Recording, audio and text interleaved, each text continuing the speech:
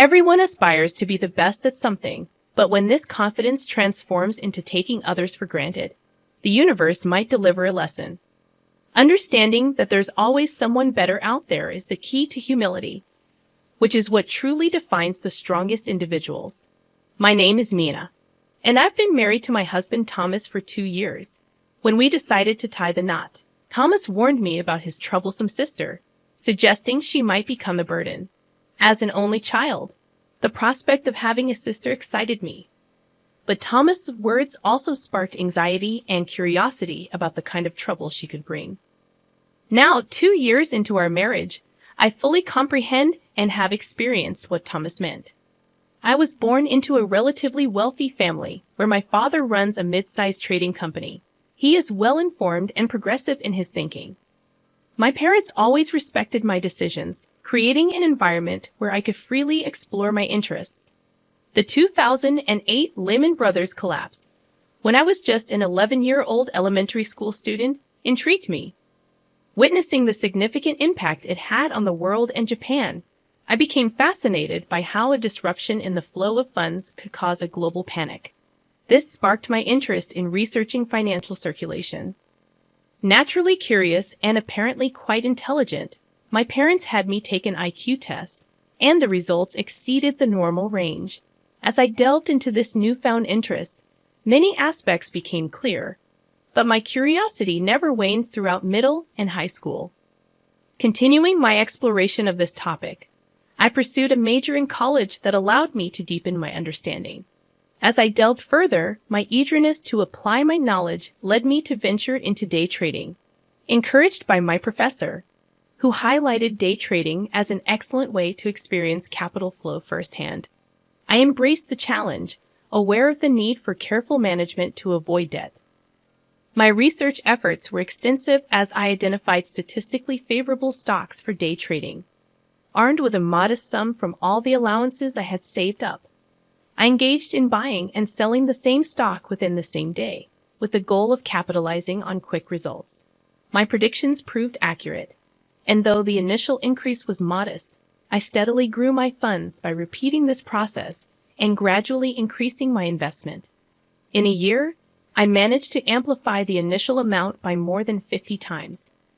While the sum may not have been significant on a larger scale, my primary concern wasn't about the magnitude of the achievement. What mattered most to me was whether the answers I had derived from my research were correct. During my university seminar, I encountered a student named Thomas, known for his analytical skills.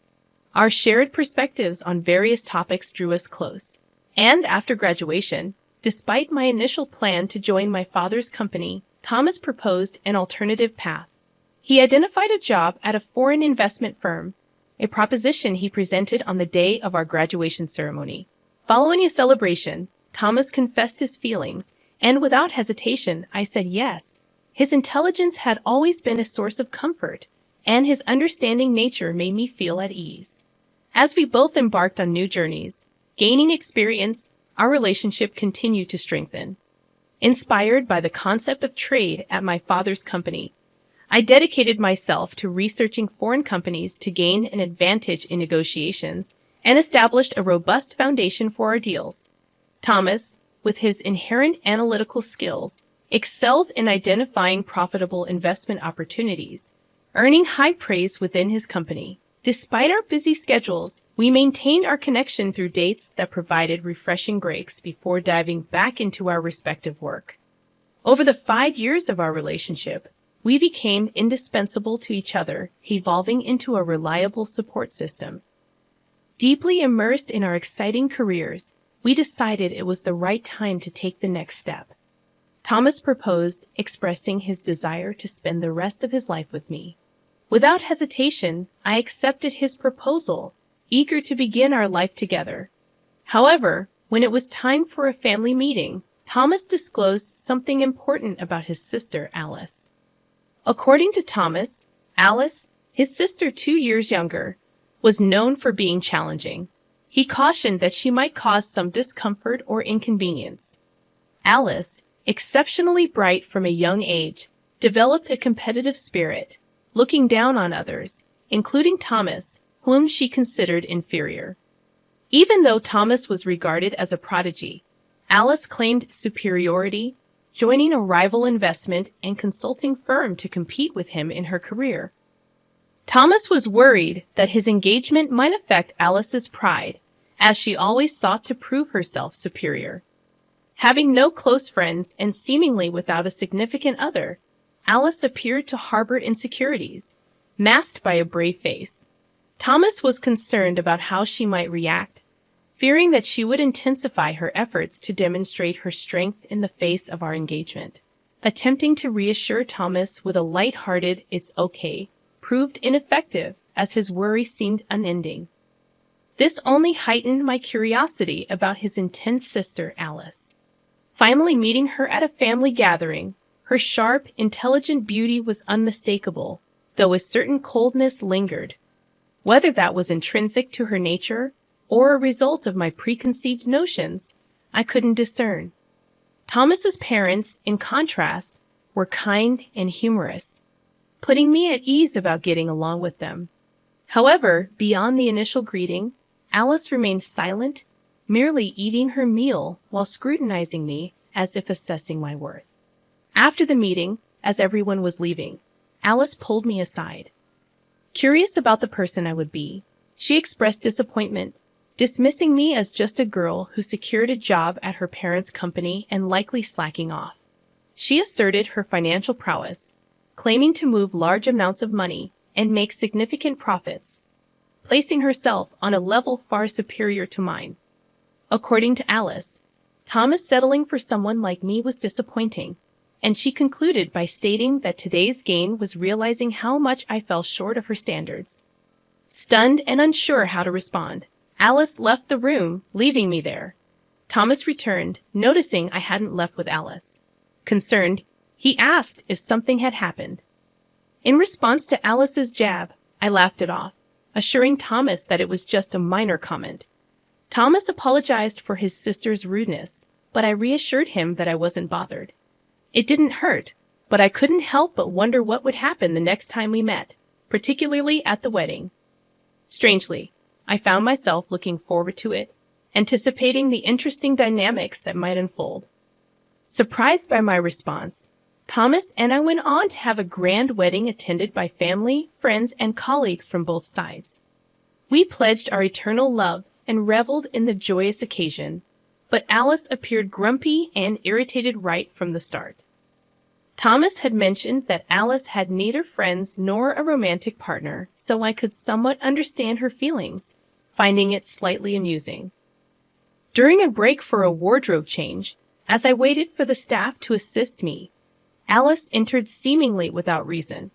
She remarked that my happiness was only for the day and predicted that, as a plain woman, I wouldn't get the spotlight after the wedding, insinuating that I would just leech off Thomas' earnings. Unfazed, I couldn't comprehend how anyone could be satisfied with that. She declared her intentions to climb even higher on her own and find someone better than Thomas for an even grander wedding. With that rapid-fire monologue, a self-satisfied Alice left without giving me a chance to respond. As the staff walked in just after Alice's departure, I burst into laughter at the timing. Apologizing to the puzzled staff, I started changing, realizing that Alice knew how to keep things interesting. Since the wedding, I had no contact with her. I anticipated seeing her again, perhaps at Christmas when visiting my in-laws, but an unexpected connection with Alice arose sooner than expected. My father decided to seek external consulting for asset preservation and expansion at his company. Although I offered to handle it, he insisted on bringing in outside expertise, choosing a specific firm. Upon hearing the familiar name of the consulting firm during negotiations at my father's company, a sense of recognition washed over me, but I couldn't immediately place it. To my surprise, Alice was among the representatives of the firm, and the realization dawned that it was her company. We exchanged surprised glances, but silently agreed to act as if we were meeting for the first time, keeping our sister-in-law relationship a secret from the other team members. When I discussed the situation with Thomas at home, he already knew about it expressing frustration. He suggested I step away from the project, but I found the situation amusing and laughed it off. Despite my amusement, I had to maintain professionalism during the negotiations. I pointed out flaws and inadequacies in their proposals, supported by logical reasoning that unsettled them. Alice tried to counter with past examples and mathematical evidence, but my responses exposed their weak points, leaving them silent. The meeting ended in my favor, with the other team agreeing to come up with a second proposal for the next meeting. As I relaxed with coffee after they left, I received a phone call meant for me. Answering the phone, it was Alice. She acknowledged my success, but declared that someone as excellent as her couldn't be bested by me. With a parting shot about not needing guidance from someone like me, she hung up. Bursting into laughter, I held the phone, drawing curious glances from nearby colleagues. From that point on, I took full control of the meetings, with their team often scrambling to respond to my points. Alice attempted comebacks but consistently fell short, her frustration visible. When I shared this with Thomas, he revealed that Alice had never been outdone by anyone before. Additionally, he mentioned that Alice had recently faced rejection from a guy she liked, compounding her irritation. I couldn't help but let out a surprised "huh" and stifle my laughter as the consulting project finally concluded successfully. The opposing team leader thanked us, expressing that they had learned a lot. And as everyone dispersed, Alice and I found ourselves alone. Alice, however, was not satisfied with the outcome. I'm not satisfied with how things went. I'll make sure to get the better of you next time. Just so you know, I am more excellent. I even bought a tower mansion at my age. Only someone as outstanding as me could afford a brand new tower mansion, Alice declared, emphasizing her success as an investor. With that statement, Alice left, and Thomas later confirmed that what she said was true. Alice had indeed found success as an investor and recently bought a tower mansion to live on her own. While acknowledging her undeniable talent and the achievement within her reach, I genuinely wanted to congratulate her. A few days later, on the weekend, I had some business at a tower mansion. As I stopped at a certain mid-level floor, a door opened, and a resident stepped out. The resident and I locked eyes and both exclaimed in surprise. It was Alice. "Why are you here? If you're not invited to the party, did you come to clean?" I questioned. It seemed that today was the day of Alice's celebrity home party, as she had mentioned. "Not at all. I'm here to deliver something to an acquaintance on this floor." "You have an acquaintance here, and you came down from where?" Alice replied. "Well, my home is on the top floor of this mansion. Naturally, I had to come down." I countered, reminding her that she and Thomas lived in a single-story house because Thomas couldn't handle heights. Alice revealed that the tower mansion was her office and workshop. As we argued loudly in the hallway, a voice behind us asked, "Alice, what's going on?" Alice turned and said, "Sorry, Senior." The woman who had spoken and 3 other women looked at us with concern. "I apologize for not greeting you downstairs. I was just dealing with—" Alice seemed at a loss for words. The woman Alice called Senior looked at me, searching her memory, and exclaimed in surprise, "Aren't you Maya?" Alice was visibly confused. The senior explained, "Don't you know? This is Mrs. Mia, our new external board director starting this month. She's also known as the investment goddess whom Alice admires." Alice was speechless at this unexpected revelation, and the senior continued, "Also, she owns a significant share of your company, which made her a board director." Alice was overwhelmed by this unexpected turn of events.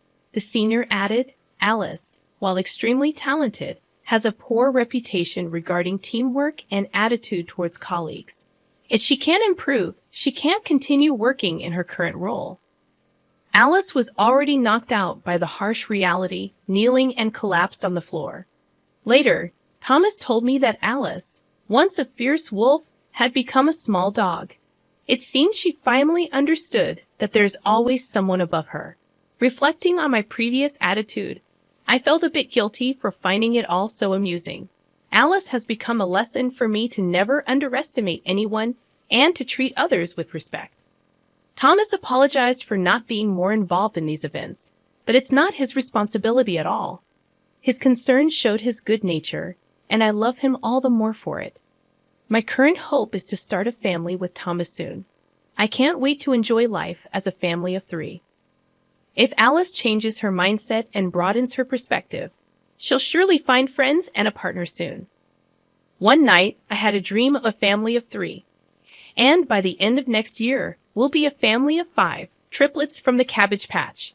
I woke up sweating but couldn't help laughing at the prospect.